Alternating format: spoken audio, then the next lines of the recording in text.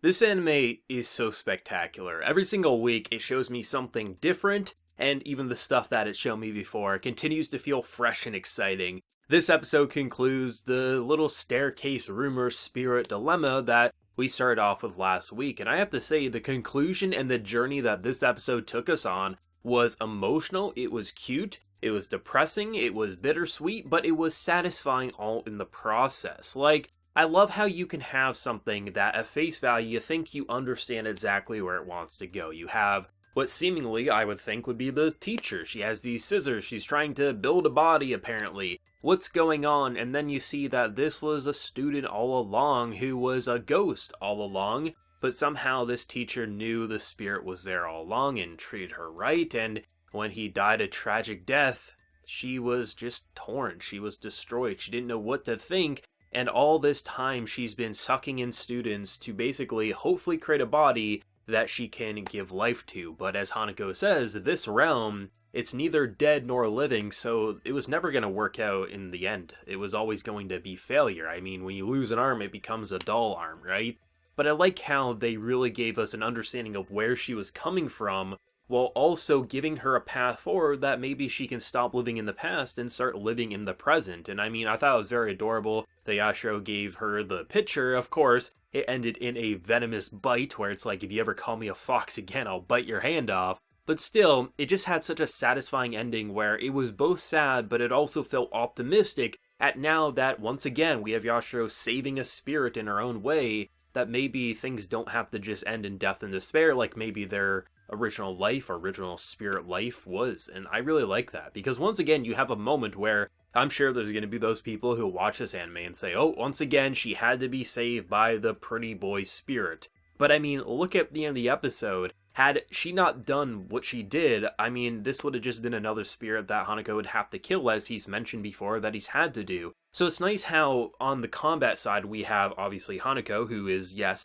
the knight in shining armor. He saves the day with his own twisted past and his trollish nature. But in the closing moments, that's all her. That's all on her being strong in her own way and being able to heal the spirits in such a human and kind way. And that's what makes the two's pairing so great. I mean, this episode was exhilarating left and right. Definitely my favorite location that we've been a part of in this school. I think just having like scissors all around, you have these body parts left and right. Obviously, it's like in the form of doll body parts, so it's not as bloody as they could have made it, but still, it was nice just seeing the location play out, and when you see what kind of body they made, I was just laughing, and I was terrified all in the process. Of like, you cannot tell that this girl, like, hey, we made your body and show her this, but to actually see that she was so clueless as to what a body should look like, because everything that she's tried so far has not worked, I thought it was actually kind of cute, but then also very twisted, because immediately you saw, oh, it didn't work, well, we're gonna have to kill you too. It's just interesting, the idea of failure in this show, because failure to a dead person, right, just a spirit, is basically them being even more haunted than they were. Their demons are just, there's no one around, right, to really pat them on the shoulder and say it's going to be alright. So failure to them just continues to push them further and further off the deep end.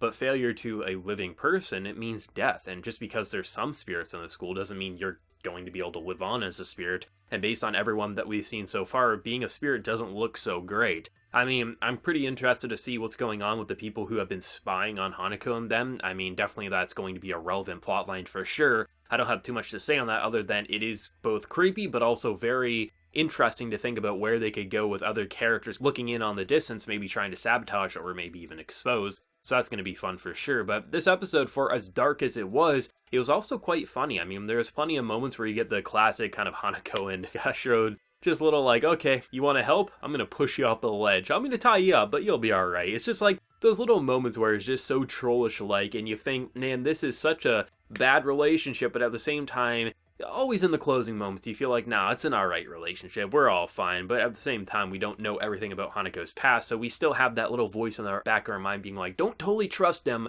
but do appreciate the moments that we do have while we still have them, because you never know what the future's gonna bring. I think this episode's entire purpose was to kind of make us feel like this person who looks like a sociopath, who wants to cut up people and mix and match body parts, obviously isn't alright in the head, but I mean, when you have a spirit who literally has a diary that says, I'm going to ask my teacher what die means, I mean, clearly it's pretty hard. Like, just this possession of, like, you never really probably had a life and just you were waiting day in and day out, and then for whatever reason there was this teacher who could see me and interacted with me, or just believed I was there, believed in actually spirits and religion and things like that. Having this firm belief, giving her actual purpose to be incorporated in a school picture, even when students were saying, oh, this is haunted, I don't want to see this, but he realizes that everyone deserves love and kindness and guidance, and just being abandoned and feeling like you're abandoned. Like, there's so much you just understand, like, even though we haven't had to deal with this, making us be like, I understand what could cause someone to go this delusional.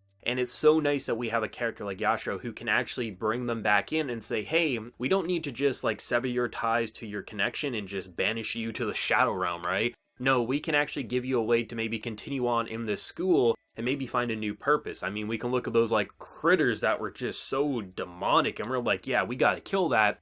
Immediately became cute, adorable bunnies because we had that connection both to the spirit and the human world. So I am appreciating that. Like, obviously not everything's always going to work out splendidly. There's going to be times where I'm sure they're going to fail and have heartache. But it is nice to have that connection both in the spirit and also the human. Because often when you have shows where you have that kind of like yokai setting, they either go all in on the positive or all in on the negative. But it's nice to have that nice little middle balance where they can tiptoe between any which way they want, and it's going to work out in the end. I mean, the episode kicks off with probably my favorite recap in recent memory. Not because of like the dialogue, but the way they're stylizing the visuals to pretty much like recap in like less than a minute what the previous episode kind of ended on and what they did, and just have such new and like interesting visuals pop up where they're warping perspectives, or they'll just have like a standard postcard image but it's kind of like wobbly and things like that. There's so many interesting ways to make the visuals continue to feel fresh and exciting, and even though they kind of have like this style that they're working with where it's a lot of like, okay, here's a reaction,